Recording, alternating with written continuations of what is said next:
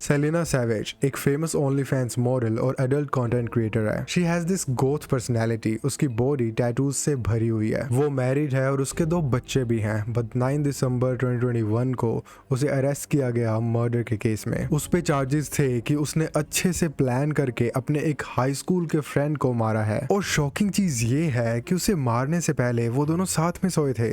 They had sexual intercourse. And trust me, this is not the most bizarre thing in this case. इस case में एक माँ का revenge plot है, एक हाई स्पीड कार चेज है और ये मिस्ट्री है कि सलीना ने उसे क्यों मारा। Hello everyone, welcome back to right call. I hope आप सब ठीक होंगे। वीडियो शुरू होने से पहले एज यूजुअल चैनल को सब्सक्राइब कर लीजिए। और आज का केस है Chelsea Perkins AKA Selena Savage पर।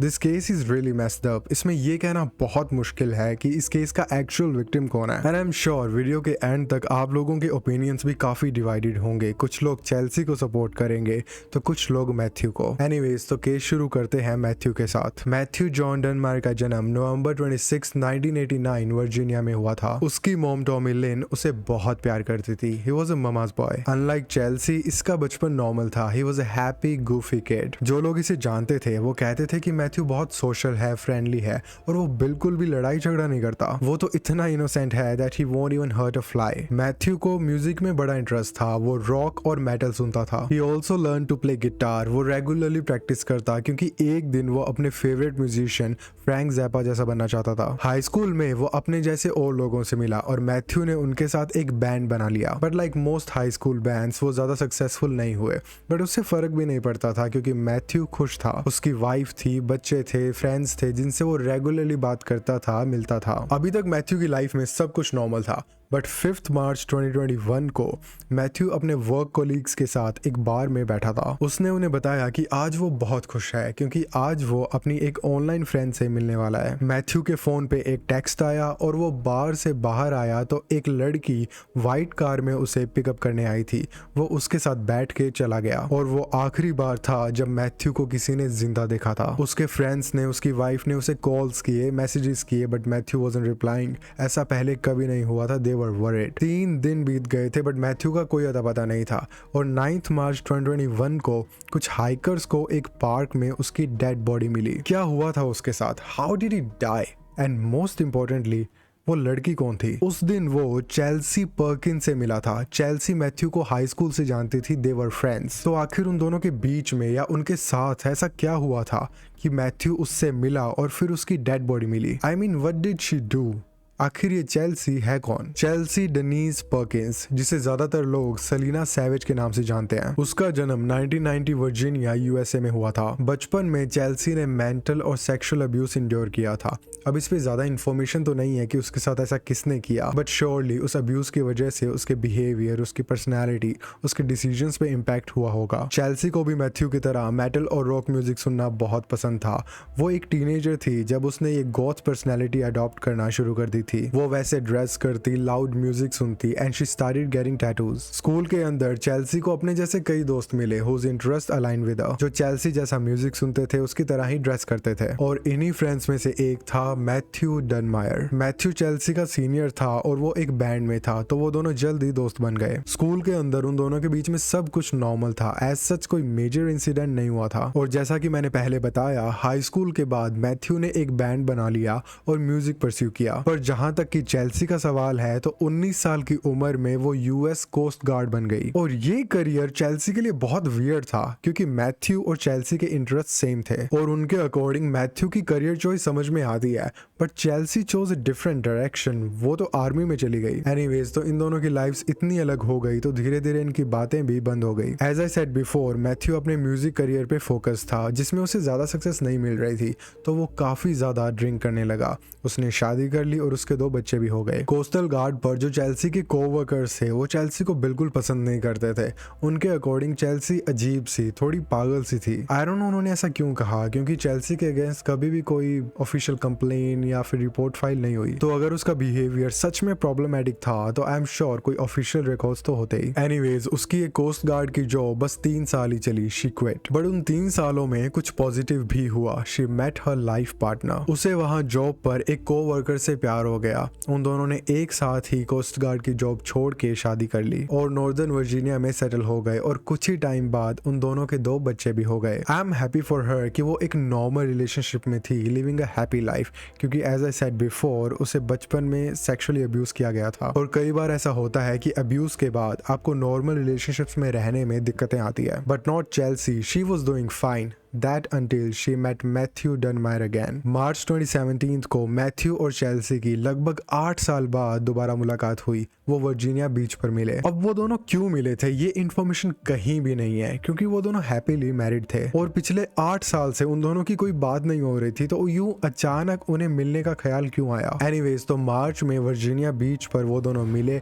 उन्होंने हाई स्कूल की पुरानी बातें की और पूरी रात साथ ही बिताई। अब अगले दिन चेल्सी सीधा पुलिस स्टेशन गई और मैथ्यू के अगेंस्ट एक रिपोर्ट फाइल कर दी कि रात को मैथ्यू ने उसे सेक्सुअली असॉल्ट किया है, उसका किया है। Chelsea was traumatized and this came as a shock to Matthew. वो हैरान था जब पुलिस ऑफिसर्स उसके पास पूछताछ के लिए आए। उसके फ्रेंड्स ने बताया that Matthew was horrified कि चेल्सी ने ऐसा कहा है, क्योंकि मैथ्यू का कहना था कि हाँ उस रात को वर्जीनिया बीच पर they had intercourse, पर वो completely consensual था, ना कि जैसा चेल्सी कह रही है। पुलिस ने थोड़ा और इन्वेस्टिगेट किया पर उन्हें सेक्सुअल असॉल्ट का कोई सिग्निफिकेंट एविडेंस नहीं मिला, इसीलिए उन्होंने ये केस ड्रॉप कर दिया। नॉट सेइंग कि चेल्सी झूठ बोल रही थी, बट ऐसे केसेस में सेक्सुअल असॉल्ट प्रूव करना बहुत मुश्किल हो जाता है। हो सकता है उस समय चेल्सी अनकॉन्शियस हो, ड्रंक हो या किसी भी वजह से खुद को डिफेंड करने की पोजीशन में ना हो, तो आप कैसे प्रूव करोगे कि it was non consensual. And I know Matthew के अगेंस्ट कोई एविडेंस नहीं मिला, बट मैं ये सब इसीलिए कह रहा हूँ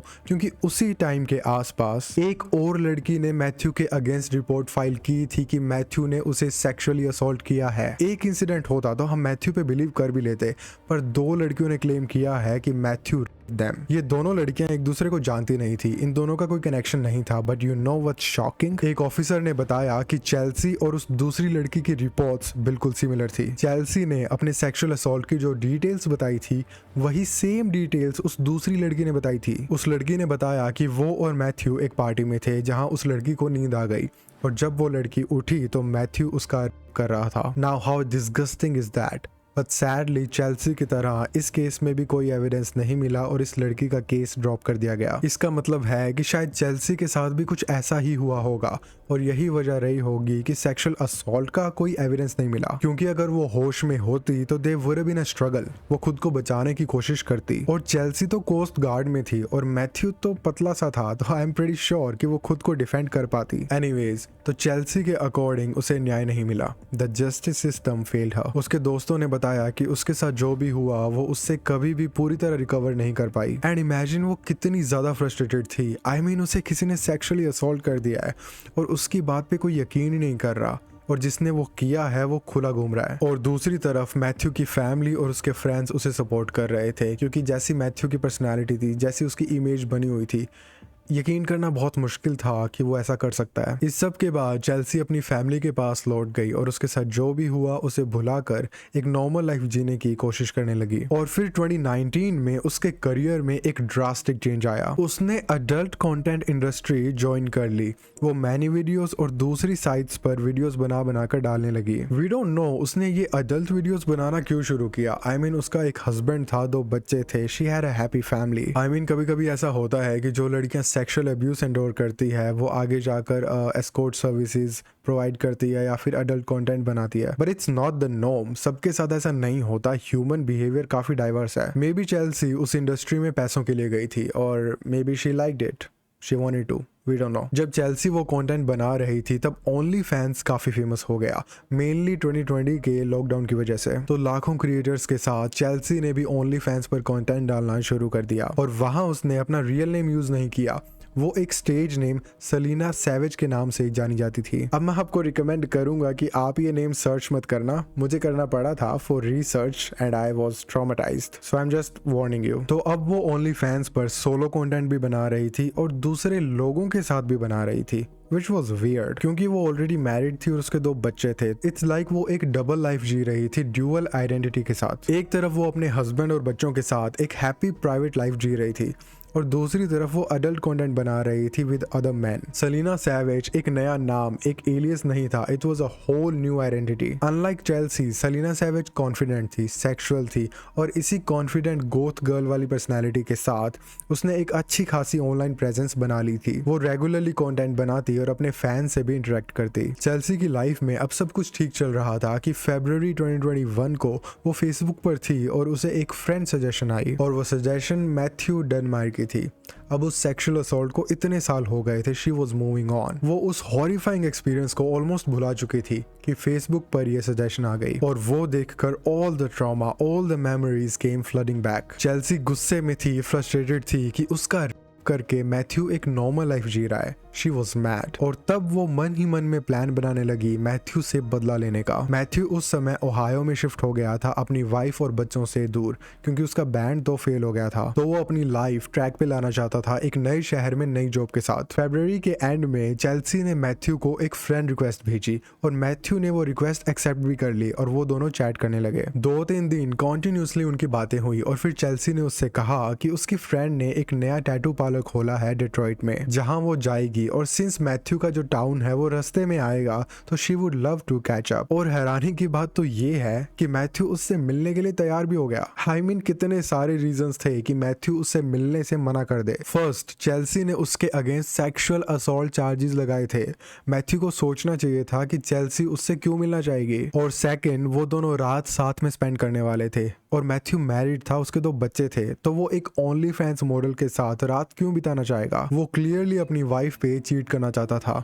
एनीवेज, तो 5 मार्च 2021 को उन दोनों ने मिलने का प्लान बनाया। एंड यू नो, मिलने से पहले चेल्सी ने अपने फेसबुक अकाउंट पर एक डेडली फ्रेज पोस्ट किया। She wrote, dead man tell no tales. ये फ्रेज उसके प्लान को परफेक्टली समराइज कर रहा है, क्योंकि चेल्सी कॉन्फिडेंट थी कि वो मैथ्यू को मार पाएगी और उसे मारने के बाद वो एक फेक नोट प्लांट करने वाली थी, जिस नोट को पढ़कर मैथ्यू की वाइफ को ये लगता कि मैथ्यू ने खुद की जान ली है और चेल्सी वो नोट मैथ्यू को मारने के बाद उसके फोन से उसकी वाइफ को भेजने वाली थी। 5 मार्च 2021 मैथ्यू डेनमायर ओहायो में एज अ स्किल्ड लेबर काम कर रहा था और शाम को काम खत्म होने के बाद वो अपने कलीग्स के साथ एक बार में बैठा था।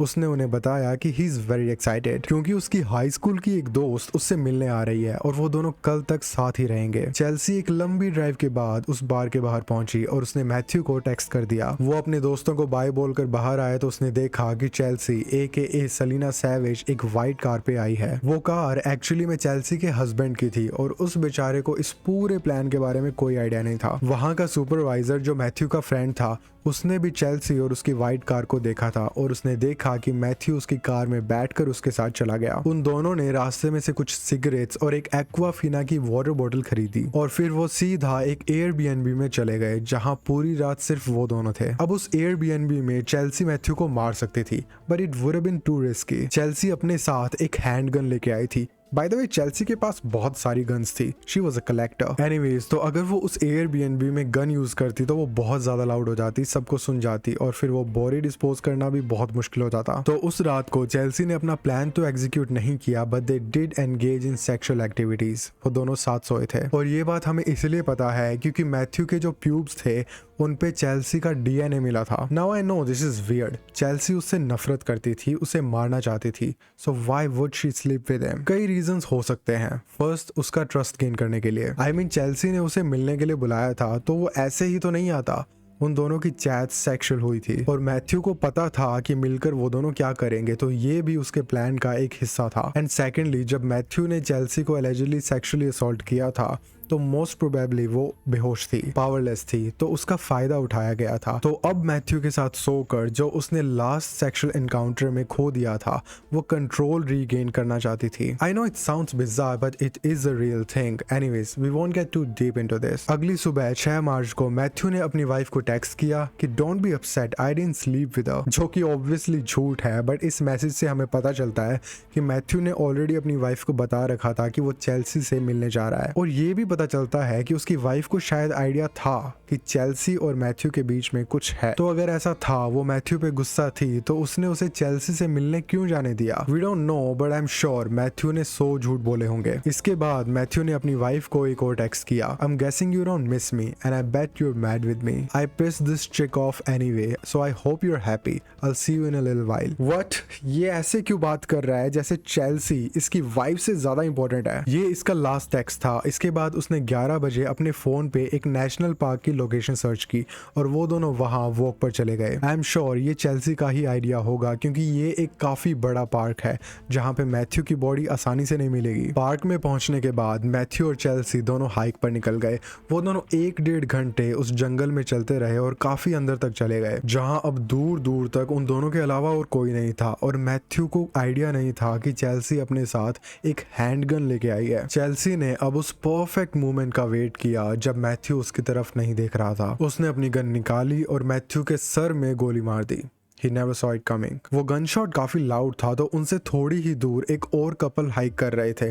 उन्होंने वो शॉट सुना, वो डर गए और वो भागकर कार पार्किंग की तरफ चले गए, जहां पे उन्होंने चेल्सी की वाइट कार देखी। मैथ्यू को मारने के बाद चेल्सी पैनिक्ड। वो इतना डर गई कि उसने जो नोट लिखा था, जो नोट वो मैथ्यू के फोन से उसकी वाइफ को भेजने वाली थी, वो भेजना ही भूल गई और वहां से कार पार्किंग की तरफ भागते हुए वो रास्ते में भटक भी गई। तो उसने वहां हाइक करते हुए एक दूसरे कपल से डायरेक्शंस भी ली और फिर अपनी कार में बैठकर वहां से भाग गई, सेलिब्रेट करते हुए कि उसने एक परफेक्ट मर्डर एग्जीक्यूट कर दिया है। But it was far from it. उस लोकेशन पे एक कपल था जिसने चेल्सी की कार को वहां देखा था और दूसरा कपल जिसने चेल्सी को डायरेक्शंस दी थी। चेल्सी ने इन दोनों के अलावा और भी बहुत सारा एविडेंस पीछे छोड़ा था, जिसे हम आगे डिस्कस करेंगे। बाय द वे, ये इस केस का इकलौता मर्डर नहीं है। मैथ्यू की मौत की वजह से आगे जाकर 2 और लोगों पे गोलियां चलेगी।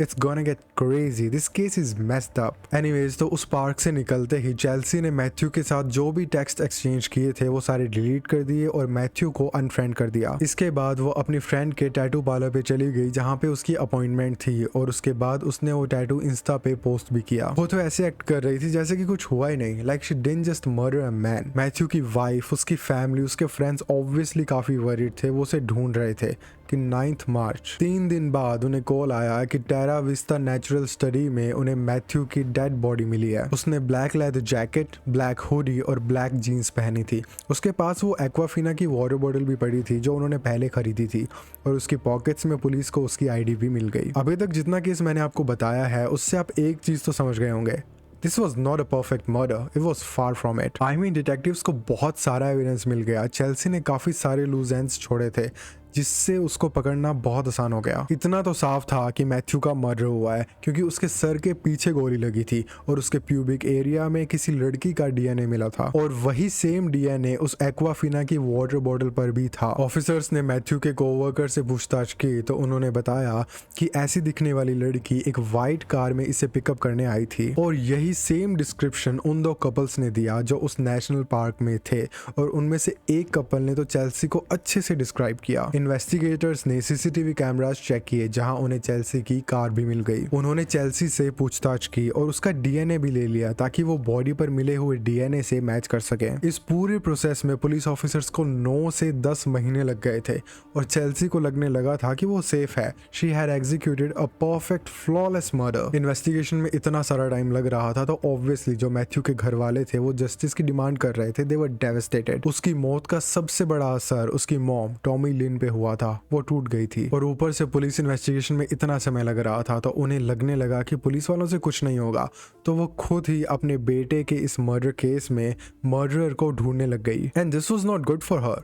ये समय उनके ग्रीव करने का था और वो 50 साल की उम्र में बदला लेने निकल गई थी। वो अपनी ही इन्वेस्टिगेशंस करने लगी और उन्हें यकीन था कि मैथ्यू को उसकी कोई एक्स गर्लफ्रेंड ने ही मारा होगा या कोई लड़की जो उसके साथ पहले इन्वॉल्व थी। वो कई कई रातें सोती नहीं थी। शी वॉज ऑब्सेस्ड और उनके हस्बैंड ने भी विलिंगली और अनविलिंगली अपनी वाइफ को सपोर्ट किया था। और नवंबर 2021 में टॉमी लिन को यकीन हो गया कि उन्होंने अपने बेटे के किलर को ढूंढ निकाला है। बट सैडली वो उस इंफॉर्मेशन के साथ पुलिस ऑफिसर के पास नहीं गई। She wanted her revenge. तो टॉमी और उसका हस्बैंड डिलीवरी ड्राइवर के कपड़े पहन के एक डिलीवरी ट्रक में उस लड़की के दरवाजे पे पहुंच गए। पैकेज डिलीवर करने के बहाने उन्होंने उस लड़की के दरवाजे पे नॉक किया और वो लड़की गेट पे आई। टॉमी लिन के हाथ कांप रहे थे और जैसे ही उस लड़की ने गेट खोला उन्होंने अपनी गन निकाली और उस लड़की के पेट में 2 गोलियां मार दी। ये लड़की चेल्सी पर्किंस नहीं थी। Yes, Tommy Lynn had just shot an innocent woman। ये सोचकर कि ये उनके बेटे की किलर थी,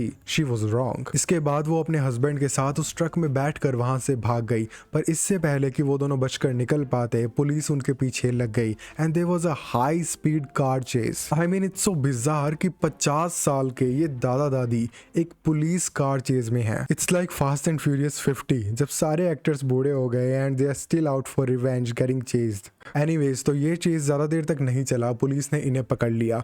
जो मैथ्यू के डैड थे वो तो ट्रक से बाहर आ गए, पर टॉमी लिन मैथ्यू की मॉम ट्रक से बाहर नहीं निकली। उन्होंने उस ट्रक के अंदर ही खुद को गोली मार ली और उनके हस्बैंड को अरेस्ट कर लिया गया। इस पूरे केस में ये वाला पार्ट क्रेजी था, like it was straight out of a movie. Tommy Lynn एक माँ को ऐसा लगा कि उन्होंने अपने बेटे के किलर को मार दिया है और फिर जेल जाने से अच्छा उन्होंने अपनी जान ले ली। पर जिस लड़की को उन्होंने शूट किया था वो किलर थी ही नहीं एंड थैंकफुली वो बच भी गई थी। उसे टाइम पे हॉस्पिटल पहुंचा दिया गया था। मैथ्यू के मर्डर के केस में इन्वेस्टिगेशन जारी थी और 9 दिसंबर 2021 को उन्होंने चेल्सी को अरेस्ट कर लिया। चेल्सी ने अपने ऊपर लगे सारे चार्जेस को डिनाई कर दिया और कहा कि उसने मैथ्यू को नहीं मारा। But as I said before उसके खिलाफ इतना सारा एविडेंस था कि उसे बेल नहीं मिली। उसका ट्रायल शुरू हुआ और 27 मई 2025 को पिछले साल ही उसने ये फाइनली एक्सेप्ट किया कि हाँ मैथ्यू को उसने ही मारा था। और सितंबर 2025 को चेल्सी पर्किंस को 2nd डिग्री मर्डर के केस में 22 साल और 6 महीने की सजा हुई। Thank you so much for watching. Please मुझे इंस्टाग्राम पे फॉलो कर लीजिए और अगर आपको ये वीडियो पसंद आई है तो प्लीज़ इसको लाइक एंड शेयर ज़रूर करना।